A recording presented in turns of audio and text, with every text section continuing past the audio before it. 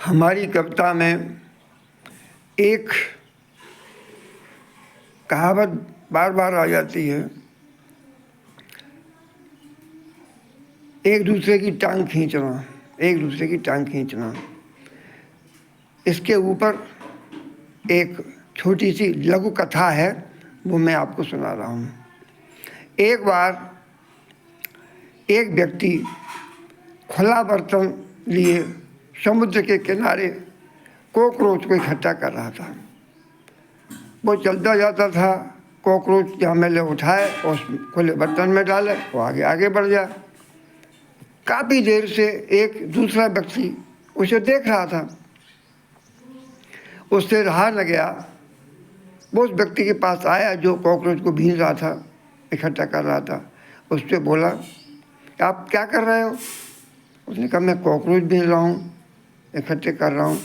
तो कॉकरोच आप इकट्ठे कर रहे हो और इस खुले बर्तन में, इसमें सब बाहर निकल जाएंगे। वो हंसा, थोड़ा मुस्कुराया, बोला, नहीं, इसमें से एक भी कॉकरोच बाहर नहीं निकलेगा, आप देखते रहो। वो व्यक्ति उसके साथ हो गया। कॉकरोच बीनने वाला व्यक्ति कॉकरोच बीनता रहा, उसमें डालता रहा। कॉकरोच काफ़ी संख्या में इकट्ठे हो चुके थे उस बर्तन में, खुले बर्तन में। कॉकरोच बाहर निकलने का प्रयास करें, एक आगे बढ़े, दूसरा कॉकरोच पीछे से उसे उसकी टांग पकड़ के नीचे खींच दे। इस प्रकार से हर जो कॉकरोच थे एक दूसरे को टांग पकड़ के नीचे खींचते रहे। इस तरह कोई भी कॉकरोच उस खुले बर्तन के बाहर नहीं निकल पाया, सब वहीं गड़बड़ होते रहे। इसे देखकर जो दूसरा व्यक्ति था, जो काफ़ी देर से देख रहा था, जो उसके साथ आ गया था देखने के लिए, उसने कहा, आप बिल्कुल सही हो, आपकी बात बिल्कुल सत्य है।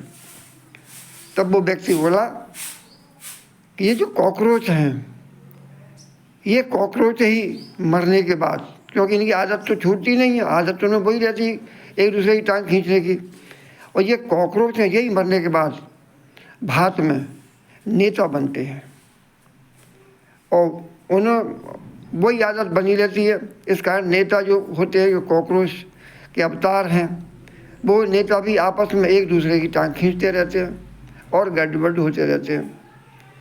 इसी कारण देश का विकास नहीं हो पाता है, क्योंकि सब एक दूसरे की टांग खींचने में ही लगे रहते हैं। तभी से ये कहावत प्रचलित हो गई है, एक दूसरे की टांग खींचना। वही सब हो रहा है। आपको हमारी ये लोक कथा कैसी लगी? अच्छी लगी हो तो लाइक करना,